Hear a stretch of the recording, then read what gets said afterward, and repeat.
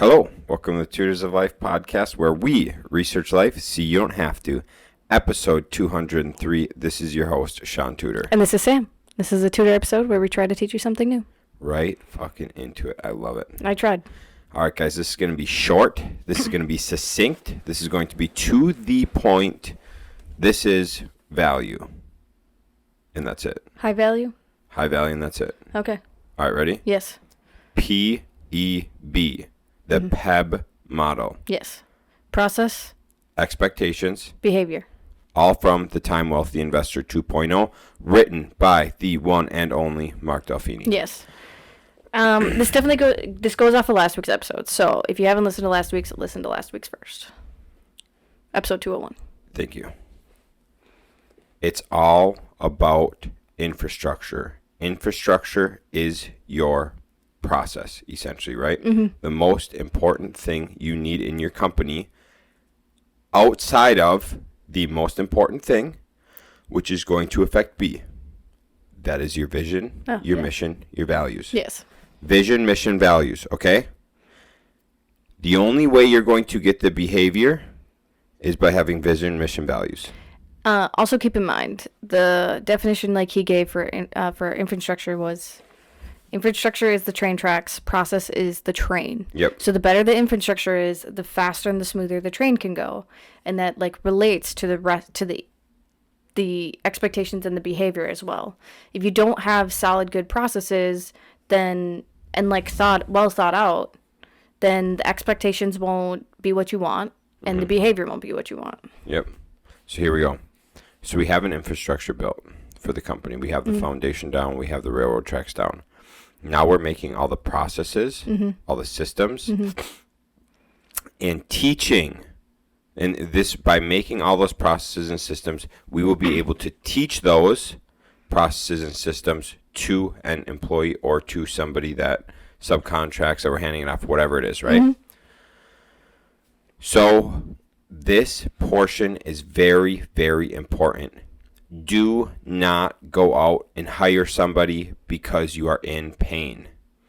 Make sure you hire the right fit, who's going to fit your culture and who's going to be able to perform the duties you show them.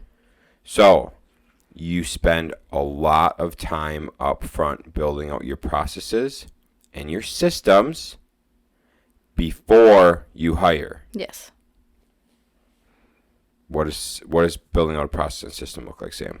Building out a process and system? Yep. Just going through like the motion. So we brought up like Chipotle. The process is a customer comes up to the counter and what are the steps that you take? So that is the process.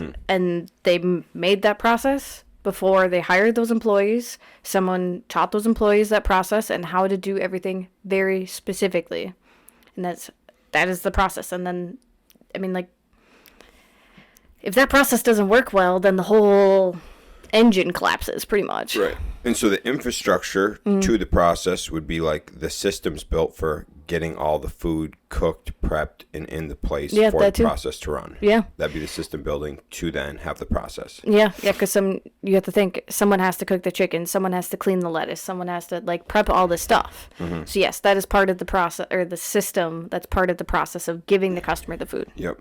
And then so with those systems you make, there's also processes of bringing the food in from vendors, ordering food, all that shit. Like, every little single minute detail needs to have a process and a system. Yep. Or a process that works with the system. Yeah. So, I mean, I remember I've worked at, I don't remember which one it was. But it was really weird. Like, the assistant manager ordered all the supplies, which didn't make sense to me. Like, I always just thought that was the weirdest thing. But it was because our store manager at the time was... Sorry, that really distracted me. Our store manager at the time was useless. Like, the assistant manager took it over because they were running out of things.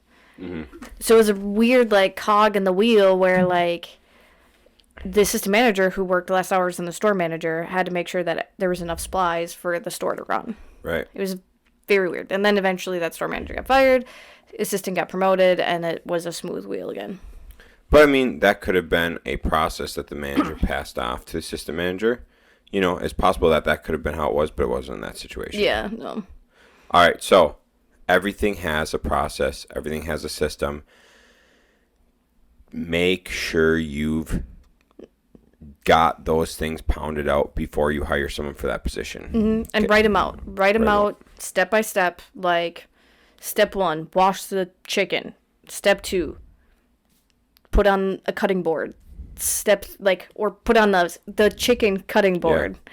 Put on gloves. Cut the chicken. Like, every little single thing. I literally write mine like it's a 3rd grader reading it.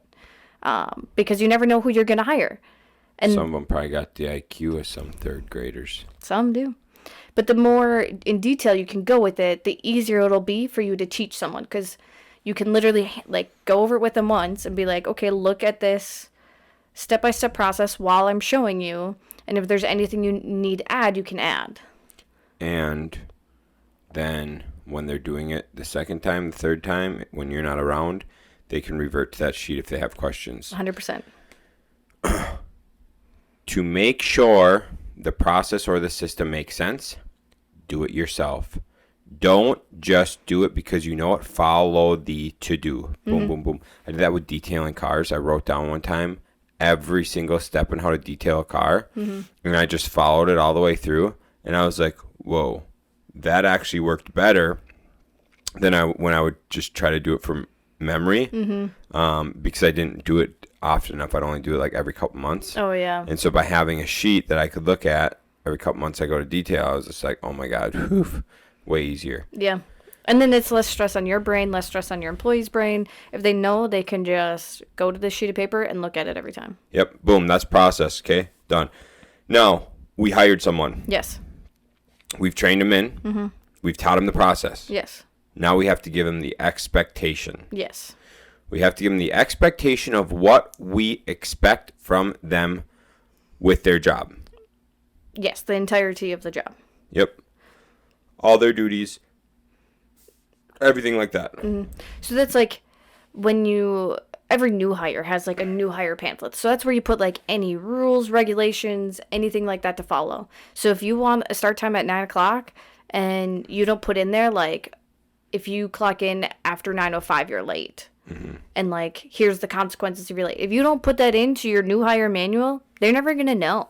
Right. They're not going to because there's not a consequence, or they weren't told that was the thing, then how are they supposed to know that that's going to be an issue with you? And if you don't do those things too, if you don't write all those expectations clearly, then you're going to get frustrated by the employee.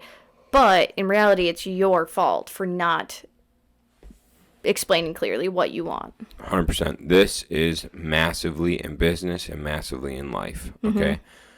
If you do not set expectations, you can't read people's minds. So when Sam expects me to do the dishes without telling me, and I'm just like fucking rolling through, not doing the dishes, and she gets pissed off at me, I'm like, hey, I can't read your damn mind. You got to tell me you want me to do the dishes. But when I've told Shaun multiple times to just put his dishes in the dishwasher right away, and then he just puts them in the sink, well, now he knows what my expectation is, and he purposely didn't follow it.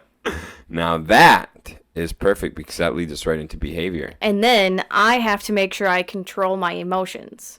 Because if I start freaking out at Shaun for putting his dishes in his sink, then he's just going to freak out back, and we're not going to solve anything. There we go. That's right into behavior. So I give the wrong behavior that Sam's looking for, and then she has to talk to me about it in a nice, calm manner. 100%. On the podcast. Yeah, 100%. Love it. Sometimes you don't put them in the dishwasher either. I know, sometimes they just sit in my backpack. Ooh, yeah. Damn. But at least I didn't even put in, like, part effort. I put in no effort. You put in 75% of the effort, and then just don't go the extra 25%. I know. So, slightly different, but... Yeah, mine's somehow worse, because they're in the sink soaking so that they're going to go in the dishwasher and wash better. That's somehow worse. That's what Shaun likes to tell me, is that they're soaking. That's what I do. I put them in there because they've been in my lunchbox all day. You put them in there. You turn the water on. You get them soaking to break up all the gunk that's crusted on. The best part was yesterday, they were on the counter. They didn't even make it into the sink. That's because the sink was clean, and I didn't want to fill it full of shit because it was empty. I was like, man. Anyways. All right, so yes, if your expectations are clear, then you will get the behavior from your employees that you want. In theory. In theory, yes. As long as you got to make sure, obviously, they're top employee, like good employees. But you have to make sure that you're very calm if you have to correct anything. And, like, people are people. They're humans. They're going to make mistakes. So you just got to remember that. And you have to, like, kind of learn their personality traits, too. Mm-hmm. Because every single person has their, like, different quirks. Like, some people learn differently than others. Some people, like, are faster at some things and not at other things. So you gotta, while you're kind of figuring out their behavior, you do need to pay attention to a lot of those things. And I'd highly recommend, like, taking notes if you don't remember that kind of stuff. And also keep track of what they enjoy doing. Because the more they enjoy their work, the better and the faster they'll be at it, too. Yep.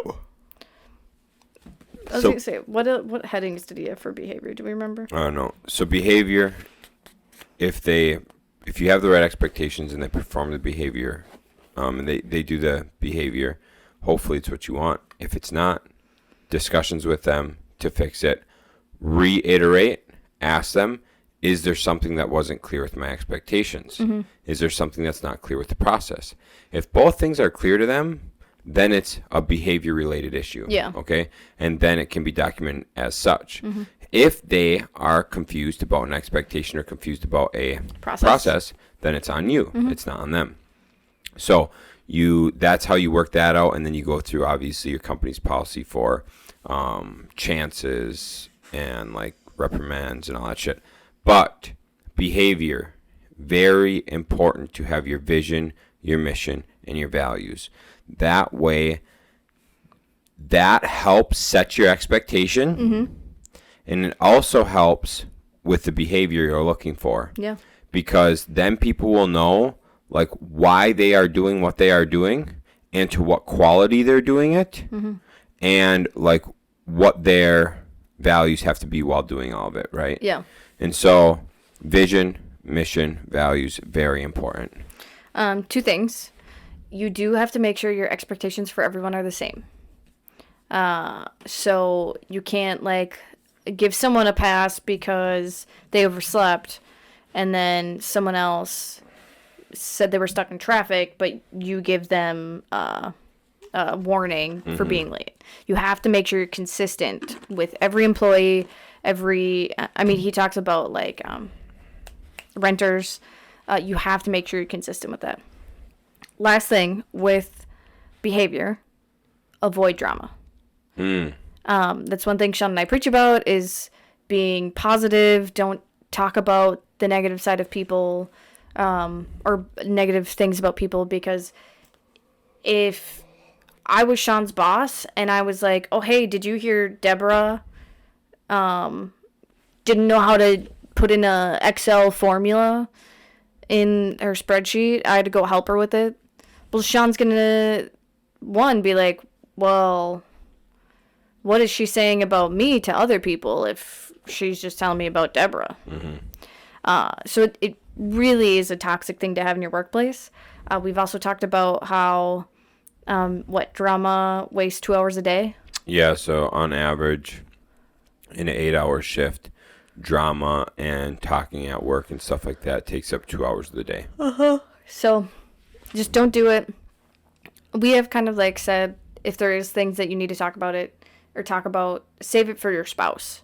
And only, like, we have some friends that have, like, a 5-minute rule. So they can only talk, like, rant about work for 5 minutes, and then it's done and over with. Mm-hmm. So we are humans, so we do need to, like, release some emotions and stuff like that. So that is something you can do, but never do it at the workplace or about people at work. Right. Towards 2 people at work? Yep. Yeah. Anyways. Sick. All right. That is the PEB model. You can relate it to any portion of work or life. Yeah, pretty much. All right. Hope you enjoyed it. Hope you learned something. Hope it was helpful. If you have questions, comments, whatever, please comment. Where do they comment? On YouTube. They can comment on YouTube. Comment on YouTube. They can send us a message on Instagram as well, or they can shoot us an email at tutorsoflife@gmail.com. And if you have recommendations or topics you'd like to hear us talk about, please let us know. Yeah, and we'll probably have some guests on shortly. Yeah. Mm-hmm. Any last words? Do we know what next week's episode is going to be about? No. Cool. Sounds good. All right, guys. Catch you in the next one. See ya.